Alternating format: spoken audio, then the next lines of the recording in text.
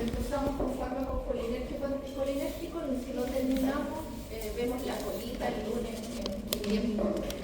Se me quedó el gusto. Iba tan bien en el semestre como había sido. Bueno, vamos a empezar a ver fármacos colinérgicos y anticolinérgicos. Es bastante simple.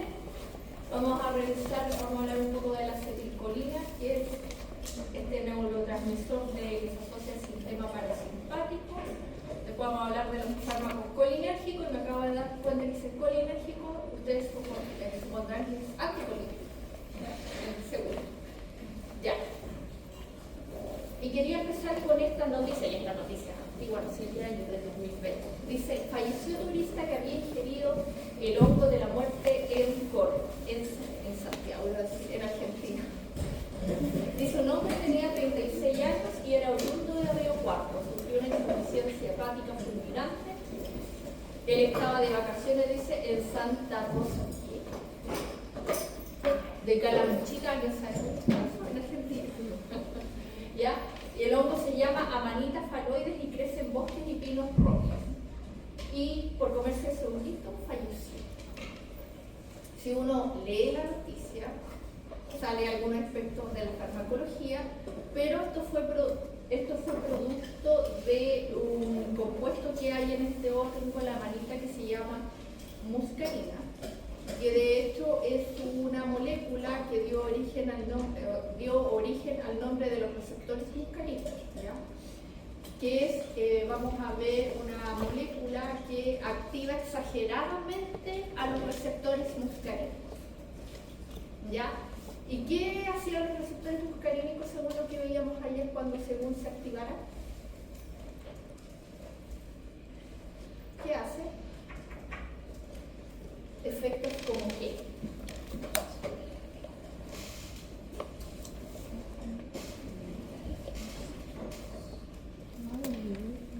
Si yo activo exageradamente un receptor muscarínico, primero va a depender del receptor muscarínico. Segundo, de dónde está el receptor muscarínico. Pero ¿qué esperarían observar?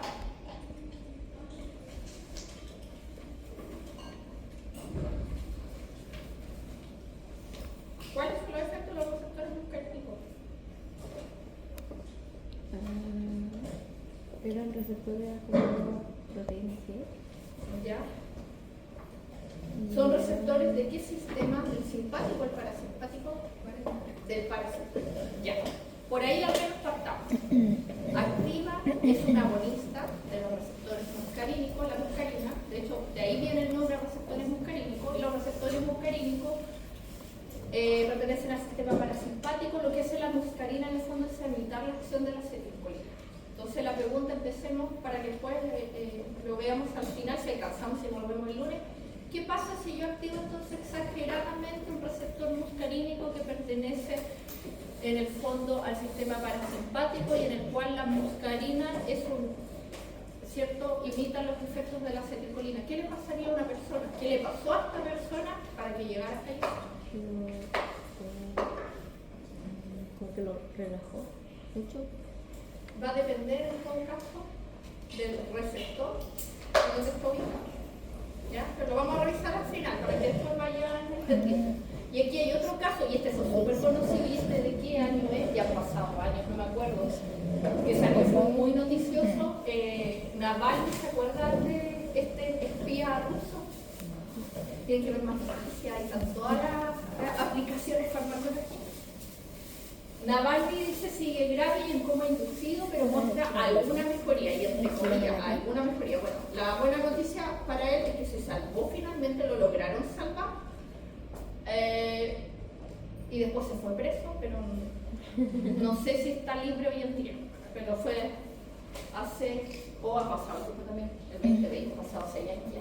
Dice, la clínica alemana donde está internado el opositor ruso aseguró que la sintomatología de la crisis colinérgica causada por una inhibición de la colinesterasa ha disminuido. Resulta que este caballero, un espía, lo envenenaron. Ahora le vamos a poner con algo, entre comillas, que en el fondo le causó una crisis colinérgica. ¿Por qué? Porque le dieron hicieron, de la colinesterasa, que es la enzima que degrada a la acetilcolina. La acetilcolina es un neurotransmisor. Se produce y se degrada rápidamente y la acetilcolina sirve para transmitir el impulso en el peso.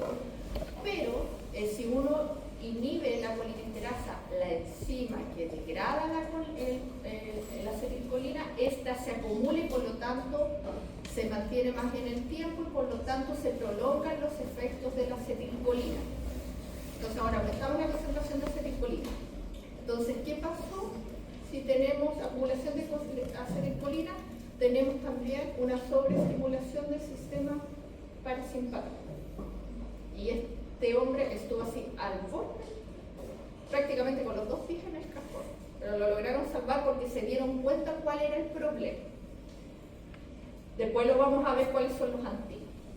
Entonces, la acetilcolina en este sistema farmacocolinérgico y anticolinérgico, la acetilcolina nosotros la asociamos con el neurotransmisor del sistema nervioso parasimpático, ¿ya?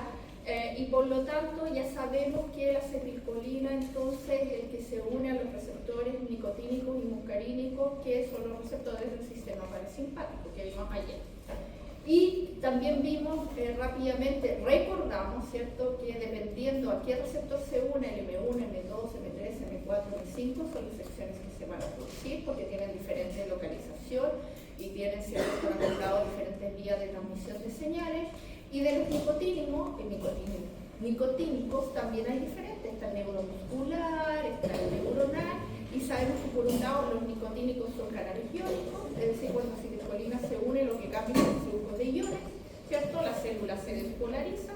En cambio, cuando la acetilcolina se une a receptores muscarínicos, lo que pasa, ya sabíamos, era un receptor acoplado a proteínas, y los efectos por lo tanto son diferentes, un receptor metabotrópico. ¿Ya? ¿Por qué es tan importante la acetilcolina, por ejemplo, para ustedes, por ejemplo, en la práctica odontológica? ¿Qué controla en los pacientes los gases y dientes? La salivación, ¿cierto? ¿Sí o no? Ya, controla la salivación. Entonces, voy a llegar perfectamente a un paciente que les consulte por sequedad en la boca. ¿Qué está pasando con este paciente? Y además que eso no deja de ser importante, y esto lo saben ustedes mejor que van a ser futuros odontólogos, que tener más o menos salivación puede influenciar, por ejemplo, la aparición de caries, ¿o no? Entonces, para ustedes también es un problema. Entonces, tienen que manejar esto de alguna forma. Pero no solamente, por ejemplo, controla la salivación, controla las pupilas, va a controlar la frecuencia cardíaca, va a controlar los bronquios, y por lo tanto, sí, en la práctica también odontológica, por una parte de la salivación va a ser importante, pero también va a ser importante para ustedes porque controla otro sistema y los pacientes, ustedes saben que hoy llegan, ¿cierto?, están tomando un sinfín de medicamentos y se van a encontrar con muchas situaciones. Entonces, si ¿qué pasa, por ejemplo, si yo aumento mucho la actividad de acetilcolina? ¿Qué pasa con la saliva? Según lo que vimos ahí, recordamos. ¿Hay más salivación? ¿Hay menos salivación? ¿Menos o más? ¿Quién dice más? Más, ¿cierto? Hay más salivación. Si yo tengo más acetilcolina. Ya. Entonces la acetilcolina es este neurotransmisor, ¿cierto? Que ya vimos cómo funciona, cómo se produce, que se libera la hendidura. Se libera voy a quedar aquí en la hendidura sináptica y se une a los receptores acá postsinápticos para generar una respuesta, y nosotros vimos que esos receptores son los muscarínicos, que son receptores metabotrópicos acoplados a proteína G, que controlan, por ejemplo, la respuesta en las pupilas, en las glándulas salivales, y aquí entonces esta acetilcolina se une a receptores muscarínicos para controlar la salivación. ¿Ya? Tenemos, actúa sobre el corazón, disminuyendo la fuerza cardíaca en este caso, los bronquios, produciendo broncoconstricción, y el tubo digestivo aumentando la motilidad. Y también tenemos receptores, ¿cierto?, para acetilcolina que son nicotínicos, que a diferencia de estos son canales iónicos, ¿cierto? Y por lo tanto la unión de acetilcolina lo que hace es cambiar el flujo de iones y la despolarización de las células. Y estas están presentes en los ganglios autonómicos, ¿cierto? O autónomo, y en la unión neuromuscular, el músculo esquelético, que lo van a ver con la profesora Laura en la cámara. Entonces, por ejemplo, aquí tenemos dos efectos de la acetilcolina cuando se conoce el receptor y la respuesta que genera. Y aquí aparecen dos fármacos, atropina y pilocarpina. Si yo a este paciente le administro, por ejemplo, le van a preguntar ¿por qué tengo la boca tan seca? Resulta que este paciente se administró por alguna razón atropina, y atropina es un receptor, es un antagonista de los receptores muscarínicos. Se une entonces a los receptores muscarínicos e inhibe la unión de acetilcolina, por lo tanto impide el efecto acetilcolina, y lo que vamos a tener entonces es una boca seca, menor salivación. En la práctica clínica eso es importante para usted, que tenga menor salivación, puede tener consecuencias en la salud bucal, ¿ya? Y de seguro va a tener consecuencias en la salud bucal, ¿ya? Entonces va a haber cómo va a responder esta célula, respondiendo la disminución de las secreciones, se va a traducir en una boca seca. Entonces, de la acción esperada, lo más cercano a la práctica en ustedes va a ser la disminución de la salivación, pero esta persona tiene otros efectos también, efectos en las pupilas, ¿cierto? Broncoconstricción, y esto es importante saberlo porque hay interacciones farmacológicas.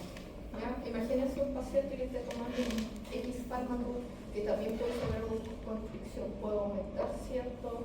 Los efectos, aumenta la frecuencia cardíaca. Pero hay otra paciente en que se la está administrando pilocarpina. Y la pilocarpina, por ejemplo, es una agonista muscarínica. Imita las acciones de la acetilcolina. Por lo tanto, si se unen los receptores, la pilocarpina se une a este receptor, imita las acciones de la acetilcolina, ¿cierto? Y ahora la respuesta es un aumento de las secreciones y por lo tanto un aumento de la salivación. Entonces, en este caso, aquí tenemos, ¿cierto?, los efectos de un agonista o un antagonista. Con esta es como la idea general y después vamos a revisar fármacos, ¿ya? Esto es lo que pasa con los agonistas y los antagonistas, por ejemplo, de los receptores muscarínicos, que imitan, ¿no es cierto?, o antagonizan la respuesta de acetilcolina, y por lo tanto aquí la atropina lo que hace es un bloqueador de los receptores muscarínicos, y en este caso en el caso de la salivación, disminuye la salivación o las secreciones en general, y la pilocarpina hace todo lo contrario, aumenta la secreción. Entonces, si en este caso la atropina causa midriasis, por ejemplo en la pupila, la pilocarpina causa miosis. ¿Ya? Si aquí disminuye la salivación, la pilocarpina aumenta la salivación. Si aquí hay broncoconstricción, ¿cierto?, disminuye la broncoconstricción, acá aumenta la broncoconstricción. Si aquí aumenta la frecuencia cardíaca, acá disminuye la frecuencia cardíaca. ¿Ya? Entonces tenemos los dos ejemplos. Dicho eso, los fármacos colinérgicos los podemos, ¿cierto?, clasificar en varios grupos. Tenemos fármacos colinérgicos directos muscarínicos, es decir, fármacos que se unen directamente a los receptores muscarínicos, que ya sabemos que son receptores acoplados a proteína G de 7-aluminio transmembrana, y que obviamente, dependiendo del receptor a que se una y dónde está localizado ese receptor, y como tienen vías de transducción de señales, vamos a saber la respuesta que tienen. Acetilcolina es el prototipo porque es el neurotransmisor endógeno, ¿cierto?, que produce nuestro organismo. Y la variante principal, ¿cierto?, es la pilocarpina, que es un agonista muscarínico selectivo. Vamos a ver, por ejemplo, para qué se utiliza. La pilocarpina es muy utilizada para el tratamiento del glaucoma, por ejemplo. Después tenemos los colinérgicos directos nicotínicos, es decir, aquellos fármacos que actúan sobre receptores nicotínicos, es decir, que son canales iónicos cuya unión entonces del fármaco involucra cambios en la permeabilidad a iones. El prototipo, ¿cierto?, el que se estudia primero, que se estudió el prototipo, es la nicotina, que es un alcaloide natural. Y tenemos las variantes, por ejemplo, la succinilcolina, que es un agonista nicotínico despolarizante. Porque acuérdense, la unión y la activación de estos receptores, están los neuronales, están los musculares. La respuesta es, ¿cierto?, despolarizar la célula, ¿ya? Y lo utilizan, por lo tanto, como despolariza la célula, lo utilizan utilizan como bloqueador neuromuscular. Ahí la profesora Laura les irá a contar con la placa motora. Tenemos los colinérgicos directos, indirectos reversibles, y los colinérgicos indirectos irreversibles. Entonces, los colinérgicos indirectos reversibles, lo que hacen, vamos a ver el detalle después, aumentan la acetilcolina y la hendidura sináptica de forma reversible. Eso quiere decir que si se retira el fármaco, en el fondo se revierte la acción, ¿ya? El prototipo es la nextigmina, que es un inhibidor reversible de la acetilcolina. ¿Para qué lo ocuparían, por ejemplo? La nextigmina, por ejemplo, si es un inhibidor reversible de la acetilcolina, ¿para qué caso lo ocuparían? ¿Para qué situación?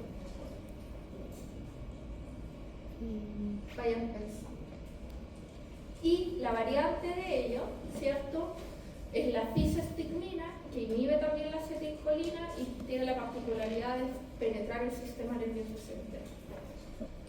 Después tenemos los colinérgicos indirectos irreversibles, que inhiben de forma irreversible a la acetilcolinesterasa, por lo tanto produce efectos prolongados, porque lo que se está inhibiendo es indirecto, porque se está inhibiendo la enzima que degrada la colinesterasa, y con eso permitimos, ¿cierto?, que la vida media de la acetilcolina se prolongue, por lo tanto los efectos se marquen. Tenemos el paratiol, que es un órgano fosforado, los clásicos envenenamientos por órganos fosforados, por eso ocurren, y son tan graves por esta situación, ¿ya? Con inhibidores irreversibles de la colinesterasa. Y el DFP, después les voy a dar más ejemplos, disopropilfurorofosfato, que también son órganos fosforados, ¿ya? Y tenemos los regeneradores de colinesterasa, que reactivan a la acetilcolinesterasa, a la enzima, inhibidos, por ejemplo, por los órganos fosforados anteriores, como el paratiol y el DFP. Está pralidoxina y está ovidoxina. Entonces, ¿para qué lo utilizaría? Para tratar la intoxicación por órganos fosforados debajo, ¿cierto? Paratiol. Pero pralidoxina, por ejemplo, para tratar la intoxicación con pralidoxina, que es un órgano fosforado, porque restablece la actividad de la acetilcolinesterasa, ¿ya? Y aquí también hay otros que se usaban, eran gases que se usaban en la Segunda Guerra Mundial. ¿Se acuerdan del sarín, del tabú? Si lo escucharon o leyeron las historias de la Segunda Guerra Mundial, eran gases que se utilizaban en la guerra para matar a los enemigos, ¿ya? Entonces tenemos las acciones, los colinérgicos de acción directa, ¿ya? Particularmente ya el representante es la acetilcolina, que son los ésteres de colina. Tenemos metacolina, betanecol, ¿cierto? Y los alcaloides, como hablamos, como la muscarina que vimos al principio de esta persona en Córdoba que falleció por la muscarina presente en el órgano, en el hongo, en la amanita. Bueno, fue por la muscarina, que también es un colinérgico de acción directa, ¿cierto? Es decir, activa permanentemente los receptores muscarínicos, y aquí también está la pilocarpina y la arecolina. Después, los de acción indirecta son aquellos que inhiben a la enzima encargada de degradar la acetilcolina. Y ahí tenemos varias subclasificaciones. Tenemos inhibidores reversibles de la enzima. En el fondo, cuando una vez que se retira la molécula, la enzima recupera actividad. Por eso reversible. Tenemos el hidrofonio, fisostigmina, neostigmina, pirestigmina, de mecario, abedonio, tarquirina. Ahí va. Después, cuando vean con la profesora Laura en el seminario, van a aplicarlo a algunos casos clínicos, ¿ya? Estos particularmente inhiben de forma reversible a la enzima, entonces, por lo tanto, lo que hacen es aumentar la concentración de acetilcolina en la hendidura sináptica. Empieza a aumentar la concentración. La tenemos, ¿cierto?, presente por más tiempo. Después tenemos también inhibidores reversibles de segunda generación, ¿cierto? Y que en el fondo tienen mayor selectividad por acetilcolinesterasa, ¿ya? Y como tienen acción principalmente, ¿cierto?, a nivel central, son utilizados especialmente para tratar enfermedades neurodegenerativas. Y después aquí está, ¿cierto?, la categoría de cuidado. Tenemos los órganos fosforados, los inhibidores reversibles, los órganos fosforados, ¿sí?, el DFP y el paratión. Y que está más abajo, ¿cierto?, tabún y sarín, que eran los gases que utilizaban en la guerra de la Segunda Guerra Mundial, ¿ya? Y esos fosforilan, modifican a la enzima en forma irreversible e interfieren con la actividad fosforilando a la enzima. Entonces lo que produce es la inhibición prolongada, la inhibición irreversible de la enzima y la acumulación de la acetilcolina, ¿ya? Bueno, entonces, ¿cuáles son los efectos fisiológicos de la activación de la muscarina o activación muscarínica? Es decir, la activación de los receptores muscarínicos. Dependiendo, ¿cierto?,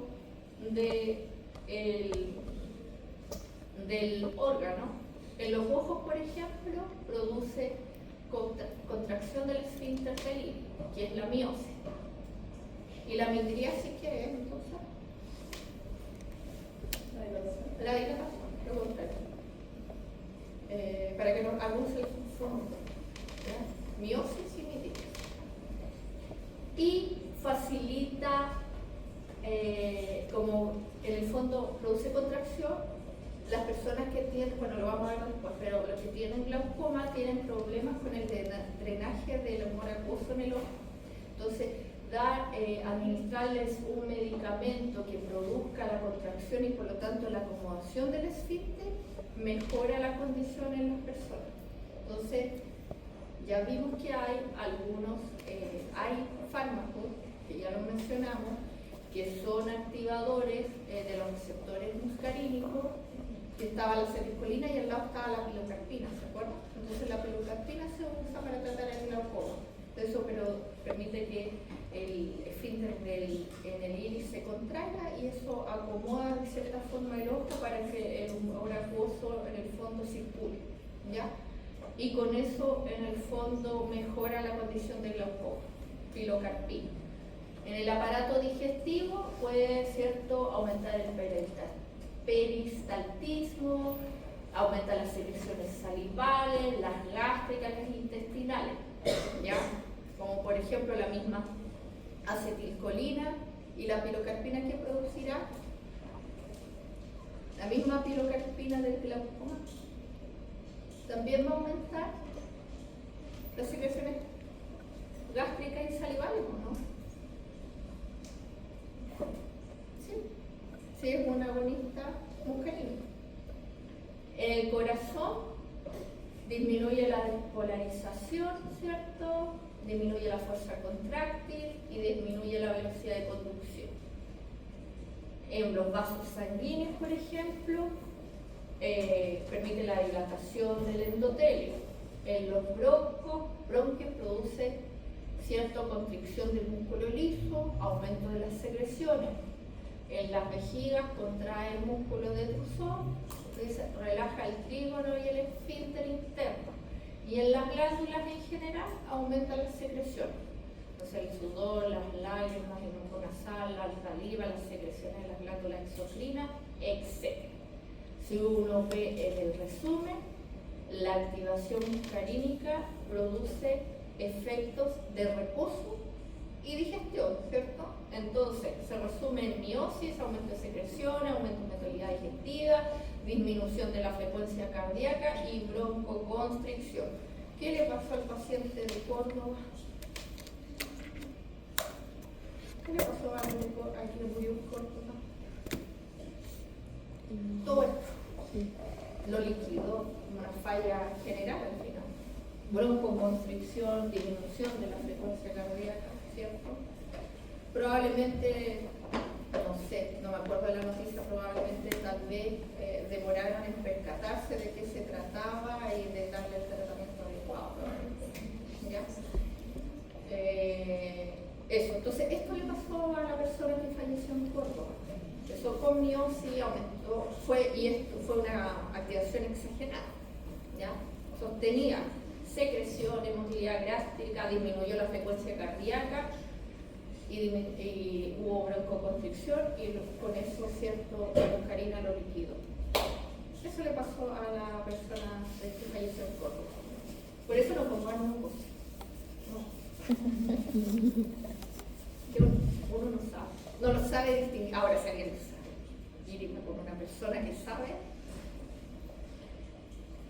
Bueno, por ejemplo, la famosa pilocarpina que yo les decía, que es un activador muscarínico, se usa, dijimos, causa miosis, ¿cierto? O sea, contracción del esfínter del iris. Y por lo tanto la pilocarpina, un fármaco, ¿cierto?, un buen candidato para tratar el glaucoma, porque el glaucoma justamente aumenta la presión intraocular y lo que hace el medicamento al inducir la miosis y la contracción es reacomodar, ¿cierto?, reacomodar en palabras simples el ojo y permitir el paso del humor acuoso y con eso, ¿cierto?, bajar la presión que se está generando. Entonces lo utilizan para el tratamiento del glaucoma y particularmente actúa, ¿cierto?, en los receptores colinérgicos M3, que son justamente los que se encuentran en el músculo ciliar en el ojo, ¿ya? Y van a permitir finalmente la acomodación, ¿ya? Actúan en estos receptores, producen la contracción del músculo y la contracción del esfínter del iris, ¿ya? Y con eso se disminuye la presión intraocular. Ahí hay un ejemplo. Y son gotitas. Después si pasamos, ahí, ¿cierto?, con los colinérgicos de acción directa, ¿sí? Se unen directamente al receptor muscarínico, al igual que la acetilcolina, la pilocarpina, por ejemplo. Después tenemos los indirectos. ¿Por qué? Porque no actúan en el receptor como tal, sino que actúan, ¿cierto?, a nivel de la enzima que debería estar encargada de la degradación de la acetilcolina. ¿Ya? Tenemos varios tipos ahora. Tenemos inhibidores de la colinesterasa que son de acciones, lo llamamos de acciones generales. Tenemos inhibidores de la colinesterasa reversibles, tenemos inhibidores de la colinesterasa irreversibles. Los de acciones más generales son los que son, entre comillas, actúan en el sistema parasimpático, en los ganglios vegetativos, en la placa motora y el sistema nervioso central. Y después los reversibles son los que se unen al centro activo de la colinesterasa. Por lo tanto, ¿cierto?, van a evitar o lo que van a hacer es inhibir la actividad de la enzima y por lo tanto impedir la degradación de la acetilcolina, y son reversibles porque los podemos desplazar. ¿Se acuerdan que hay inhibidores competitivos, no competitivos? Como son el centro activo de la enzima, lo podemos desplazar. Y obviamente una vez desplazada, en este caso la fisostigmina y la anostigmina, ¿cierto?, el efecto se revierte y la colinesterasa comienza a operar nuevamente. Y tenemos los irreversibles, que son aquellos que modifican a la enzima y lo hacen a través de una fosforilación, y con ello entonces, con esta modificación en la enzima, estos inhibidores de colinesterasa se pueden unir fuertemente. El DFP, que son los órganos fosforados, los insecticidas, y el tabú y el insarín, que eran ocupados como gases de guerra, que eran los que ocupaban también cuando mataban en la... ¿Cómo se llamaba? Mataban a las personas en... ¿Ah? En las cámaras de gas. Sí. Se me fue el nombre, me está acordando de las películas, pero... ¿Cuáles son los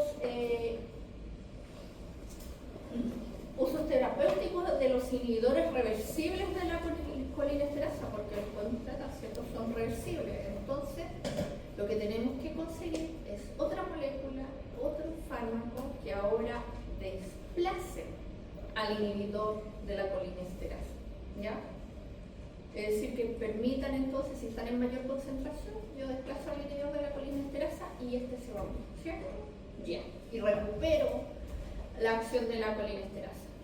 Para intoxicaciones, muy utilizado, se utiliza para intoxicaciones, por ejemplo, por fenotecínico, antidepresivo tricíclico, por atropina, también puede ocurrir.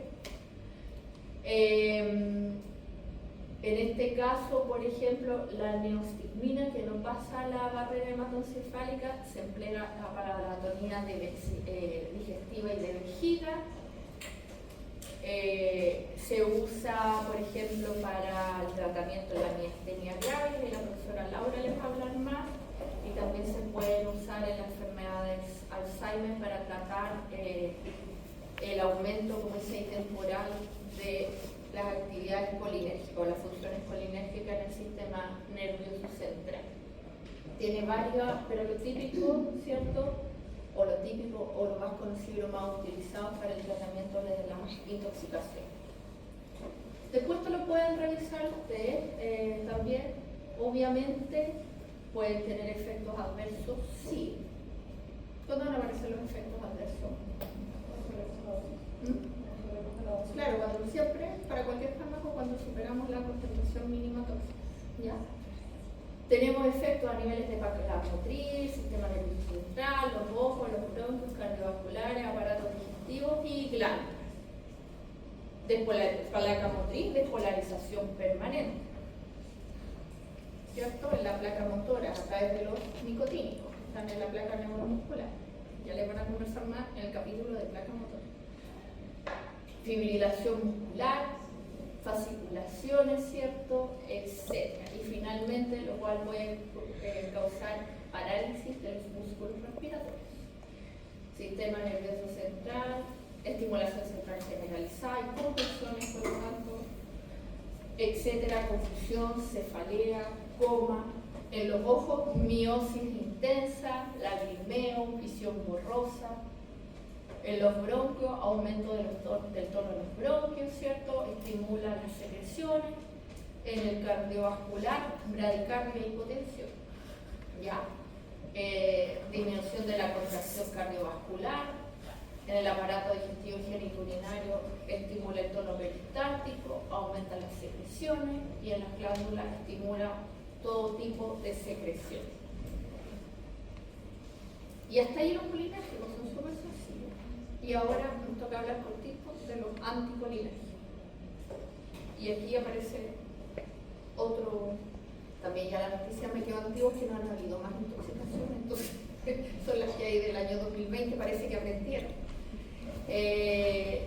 Fármacos anticolinérgicos.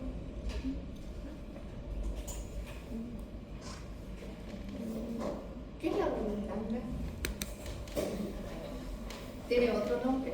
No, sí, es súper famosa y siempre sale en las noticias. Dice, todo lo que debes saber sobre la burundanga. ¿Viste de qué año es? Es que ya no ha habido más noticias, entonces no las he podido actualizar. No sale. Dice, se siguen sumando los casos de personas que denuncian que fueron drogadas. ¿Qué es? ¿Cuáles son sus efectos y qué recomiendan los expertos? La burundanga es la plantita de donde sale de donde se extrae la molécula, pero ¿de qué estamos hablando aquí? Yo sé que lo han escuchado en las noticias. ¿Qué se hace? Sale de la burundanga y siempre salen noticias, ¿no?, que fueron a la disco y después no se acuerdan qué pasó y les robaron la billetera y perdieron el conocimiento y no se acordaron hasta el otro día que fueron a hacer la denuncia carabinera. Y dicen que los drogaron en la noche. Siempre salen las noticias. O no miran noticias. ¿Han escuchado la escopolamina? Escopolamina. De aquí sale la escopolamina. Por eso es tan conocido. ¿Y cuáles son los efectos? Los efectos de, es un anticolinérgico que explica digamos, en estas personas la pérdida de conciencia, la confusión, ¿cierto? Que saben que en el fondo al final no saben qué les pasó, ¿ya? Bueno, hay varios fármacos anticolinérgicos que también los podemos categorizar en varios grupos y se clasifican en base a su mecanismo de acción. Los fármacos anticolinérgicos se clasifican en antagonistas de los receptores, ¿cierto? Porque bloquean competitivamente los receptores muscarínicos, entonces impiden la acción de acetilcolina. La acetilcolina no se va a unir al receptor. Están los inhibidores de la síntesis de acetilcolina. ¿Cómo se puede sintetizar una acetilcolina? Porque una vez que la acetilcolina es degradada por acetilcolinesterasa, lo que queda se recaptura para nuevamente formar acetilcolina. Entonces una forma es recaptar. Y la otra es, cierto, inhibir la colinoacetiltransferasa, que es una enzima también que está involucrada en la síntesis de acetilcolina. Esas son las dos formas, ¿ya? Y están los inhibidores de la liberación de la acetilcolina, que lo que hacen es reducir la liberación de acetilcolina en la presinapsis, pero eso es porque interviene con mecanismos de liberación. Ahora, de todos estos grupos, el único grupo que tiene acción terapéutica, donde vamos a obtener un efecto farmacológico, son los antagonistas. Así que no vamos a entrar en eso, porque esos son los que tienen los efectos terapéuticos, ¿ya? Los otros no. Así que vamos a hablar entonces solo de los antagonistas de los receptores. ¿Cuáles son estos antagonistas de estos receptores muscarínicos? Ahora siempre nos estamos centrando más en muscarínicos, porque los nicotínicos, y de ahí lo importante el neuromuscular, placa, insisto, placa motora. Lo podemos clasificar según estructura ahora en aminas terciarias y aminas cuaternarias. Y aquí aparecen muchos conocidos. Aminas terciarias, la atropina, que ya la vimos que causaba la atropina, con la saliva, aumentaba o disminuía la secreción salival. La escopolamina, de la burotanca, que la ocupan, ¿cierto?, para sedar a las personas, que pierdan la conciencia de robarle. Está la homotropina, la telenzepina, pirenzepina, etcétera, y darifanesina, y los dibujitos al lado son porque principalmente donde tienen su efecto, qué órganos tienen efecto. Entonces lo que hacen es bloquear el receptor de la acetilcolina, el receptor muscarínico, en el órgano efector, en el corazón, en el sistema nervioso central, en el ojo, en el corazón, en los pulmones, en el estómago, etcétera, etcétera, etcétera. Y también lo podemos clasificar en aminas cuaternarias y bloquear los receptores también muscarínicos en el órgano efector. Y aquí tenemos metilbromuro, motrapina, escopolamina, metilnitrato, atropina, y ubican esos dos de arriba, bromuro de hipatropio y bromuro de tiotropio. Algunos lo he ocupado, yo he ocupado el bromuro de hipatropio cuando me dio COVID. Fue la única vez que lo utilicé. ¿Y qué hace el bromuro de hipatropio? ¿Cierto? Produce dilatación de los bronquios. Por eso es imposible olvidarse, porque una de las veces que me dio COVID me tuvieron que administrar bromuro de hipatropio en la urgencia, porque no podía respirar, ¿ya? Entonces el bromuro de hipatropio es un antagonista receptor muscarínico, es un anticolinérgico, ¿ya? Es el que pueden tener más cercanía, algunos más cercanía. Y lo van a ver en detalle, porque no se olviden que es entonces un fármaco anticolinérgico que produce vasodilatación, porque es uno de los receptores muscarínicos que están en el sistema respiratorio. Y eso lo van a ver con profundidad con el profesor Frank Campos, ¿ya? Más al final del curso, ¿ya? ¿Cuáles son las diferencias principalmente? Bueno, en la estructura, que las terciarias cruzan la barrera hematoencefálica y las aminas cuaternarias no lo hacen, ¿ya? Esas son las principales referencias. ¿Cuáles son estos efectos entonces en los receptores muscarínicos, estos antagonistas? En el ojo, midriasis, que el otro causaba miosis, los agonistas nos causarán midriasis. El respiratorio disminuye las glándulas, la secreción en las glándulas mucosas y relaja el musculatura bronquial, bromuro de hipatropia, no se lo van a olvidar nunca. En el sistema cardíaco disminuye produce bradicardia, a dosis alta hay un efecto compensatorio y puede producir taquicardia, ¿cierto? Y a nivel vascular contrarresta todo lo que es efectos hipotensores. Entonces, estos fármacos lo que hacen es agonizan, ¿cierto? Evitan el efecto de la acetilcolina en los órganos que están inervados por el sistema colinérgico, que ya les digo que son todos estos: el ojo, el cerebro respiratorio, el cardíaco y el vascular. Esos son los que están inervados por el colinérgico. Además del gastrointestinal, del sistema nervioso central y las glándulas del tracto urinario. ¿Ya? Son utilizados estos fármacos como antiespasmódicos, pues ya después en el seminario van a ver ejemplos concretos, casos clínicos concretos. El sistema nervioso central, por ejemplo, excitación central, nerviosismo, irritabilidad. En las glándulas disminuyen las secreciones, como el fármaco que vimos que era que disminuía las secreciones, la misma acetilcolina. ¿O no? ¿Qué disminuía? La atropina. La atropina. Y en el tracto urinario disminuye la presión en la vejiga, reduce la frecuencia de las contracciones.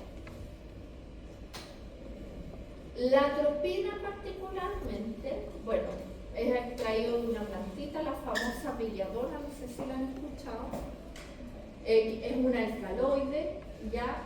Y la particularidad que tiene es que es altamente afín por los receptores muscarínicos. Se une competitivamente a los receptores muscarínicos. Dice, la dosis ordinaria o la dosis más habitual máxima permitida es de 1 gramo, ¿ya? Y tiene una duración del efecto de 4 horas. Y enseguida vamos a ver por qué le mencionamos la atropina. Algo de la farmacocinética, dice, su actividad empieza a los 30 minutos, rápido, se administra vía intramuscular, es relativamente rápido, y por intravenosa aumenta, ¿cierto?, a 2 a 4 minutos. Parcialmente se metaboliza en el hígado, la eliminación, la mayoría ocurre por orina, tiene un tiempo de vida media de 4 horas. ¿Para qué ocuparía la atropina?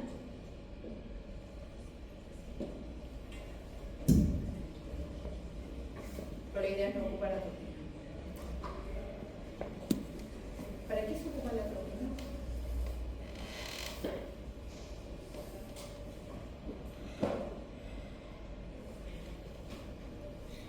¿Para qué podrían ocupar la atropina, por ejemplo, ustedes? ¿O no ustedes? ¿Pero para qué ocuparían la atropina? Porque su uso, como ven, puede causar efectos. Por eso le estoy preguntando, ¿para qué se utiliza la atropina en la práctica clínica? Porque la dosis de atropina debe causar algún efecto, por eso se usa, por algo se usa. ¿Para qué se usa? ¿Para qué se usa la atropina? Denle una vuelta, miren. Al ser 5 miligramos una dosis puede causar bradicardia moderada, ligera sequedad en la boca, inhibición de la sudoración. Si aumentamos la dosis, ya empieza, claro, se queda en la boca, van aumentando la sintomatología, ¿cierto? Sed, taquicardia, etc. 2 miligramos ya vamos en taquicardia marcada. En 5 miligramos ya vamos con los síntomas súper marcados. Dificultad para hablar, tragar, dolor de cabeza, etc. Si 10 miligramos o mayores concentraciones, muy marcado e incluso puede llegar al delirio y al coma. Por lo tanto, lo que está sucediendo acá es que hemos superado la concentración mínima tóxica y estamos en un cuadro de intoxicación por atropina. ¿Para qué se ocupa la atropina? Para poder disminuir eso, para disminuir el efecto contrario. Si hay muchas secreciones, disminuir la secreción. Por ejemplo, por caso de hipertensión, por ejemplo. Ahora, ¿puede ocurrir que haya una intoxicación? Sí. Y por lo tanto, el antídoto es la fisostigmina. Y que se administra vía intravenosa, obviamente, porque necesitamos un efecto rápido. Y de 1 a 4 miligramos. Y entonces, ¿y la fisostigmina entonces qué es? Que ya lo nombramos. ¿Cómo se clasificaba? Un inhibidor reversible. Un inhibidor reversible. Ya, no fue necesario volver tan antes. Y lo vamos a dejar hasta acá, después nos falta nombrar igual la fibroquina y los muros, pero vayan a